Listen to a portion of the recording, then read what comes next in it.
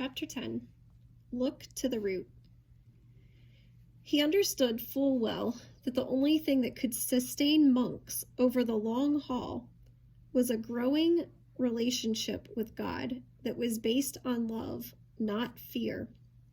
The regular ebb and flow of monastic life, working and praying, helped, but Bernard understood that even more important was an ongoing spiritual life in which intimacy with God was central.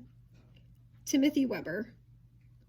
There are 3 books I like to read: the Bible, the Book of Nature, and the Book of Life. When all 3 volumes clearly describe the same lesson, I know I'm beginning to understand an idea in its proper balance. Sometimes a lesson first appears while walking in the woods. Then, as I read my Bible, I see it there. Maybe the next day at work, some guys will act out the same message in front of me. The lesson in this chapter began while driving to a job site. The house I'm trimming is 50 miles from home. Before leaving in the mornings, I write out a Bible verse or 2 in huge letters on a piece of notebook paper. Then, as I drive the freeway, with just a glance, I can read and meditate on those words. I don't do this when driving in heavy traffic. On Interstate 5, at 6 a.m., sometimes the car in front of me is a quarter mile or more away. This past week, I've been considering the parable of the sower and the seed. And these are they likewise, which are sown on stony ground, which, when they have heard the word, immediately receive it with gladness, and have no root in themselves, and so endure, but for a time. Afterward, when affliction or persecution ariseth for the word's sake, immediately they are offended. And these are they which are sown among thorns, such as hear the word, and the cares of this world, and the deceitfulness of riches, and the lusts of other things entering in, choke the word, and it becometh unfruitful. While driving through Willamette Valley grass seed farms, I began thinking about roots. Where have I seen lessons about roots in nature? There was the winter when Mrs. Nelson's flowering plum tree lost a branch in a windstorm. Someone dragged it beside the garage just to get it off the sidewalk. It lay there until spring. Then, on a particularly sunny day, it burst into full bloom, just like the rest of the tree, still standing by the road.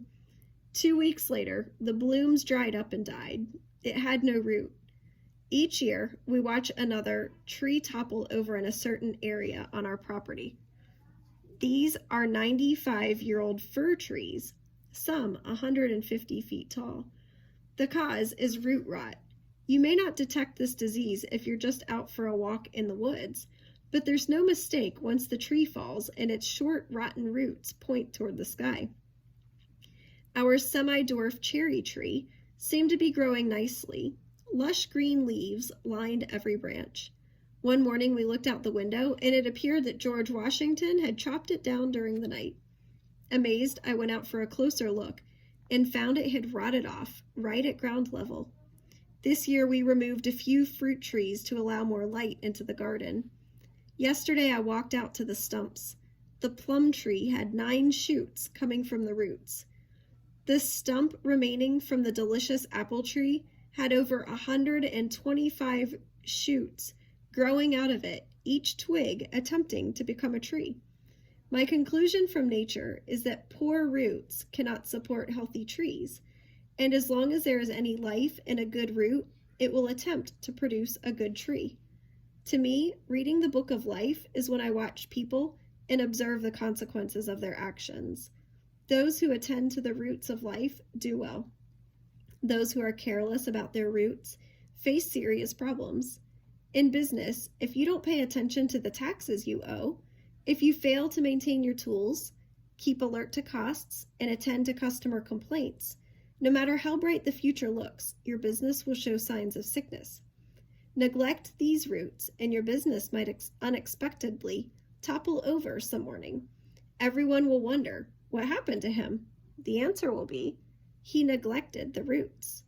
If you give all your attention to the fruit, you will err. If you concentrate on the roots, fruit will appear in time. The Bible repeatedly teaches this lesson.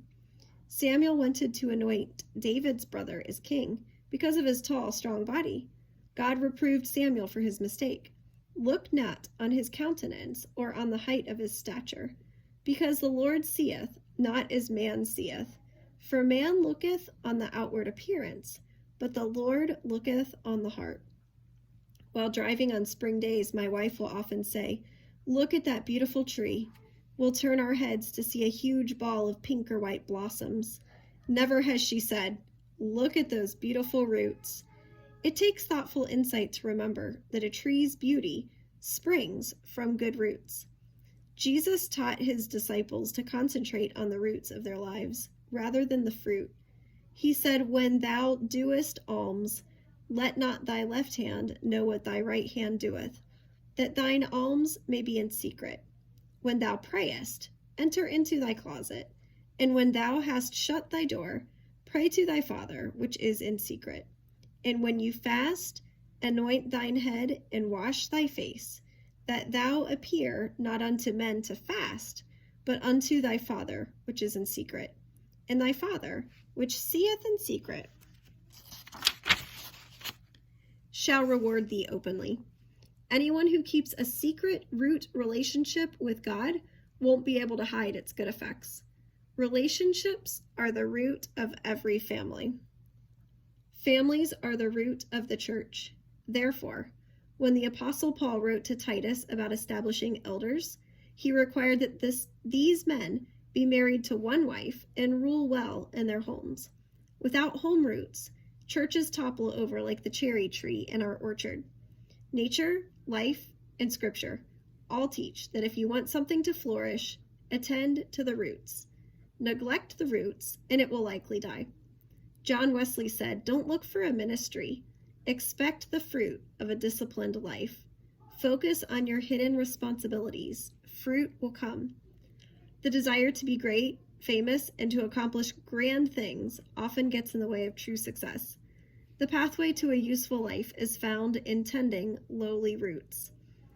"I, Jesus, have sent mine angel to testify unto you these things in the churches. I am the root." If you don't grasp this lesson, your life will be a constant frustration. You'll try to do great things, see them flourish for a season, and then die. The issue is always in the root, for it is the root of the righteous that yields fruit. I'll repeat this so you don't miss it. Jesus said, "I am the root." Proverbs tells us, "The root of the righteous yieldeth fruit." If you want to be a branch that yields fruit, don't focus on the fruit. Concentrate on the secret areas of life, the places where no one sees your actions.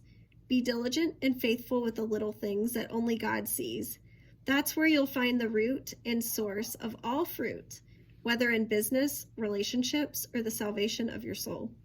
Don't be tricked by the glamour of this world or your ambitions, regardless of how good those dreams might appear. Give attention to the roots of life, and above all, to the root of your soul.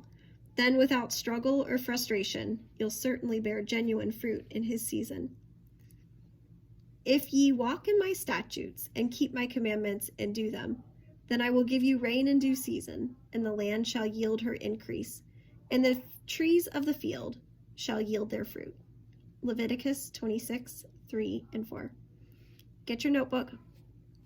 Questions. Write the date. Write the chapter.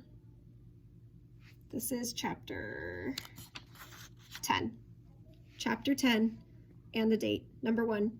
Name all 3 books that describe truth. Pause and write your answer. Number 2. Why should all 3 align with each other?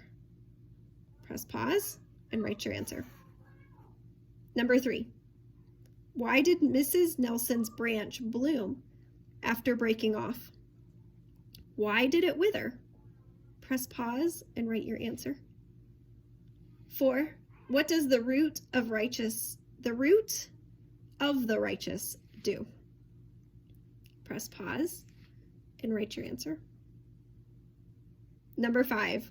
Who is that root?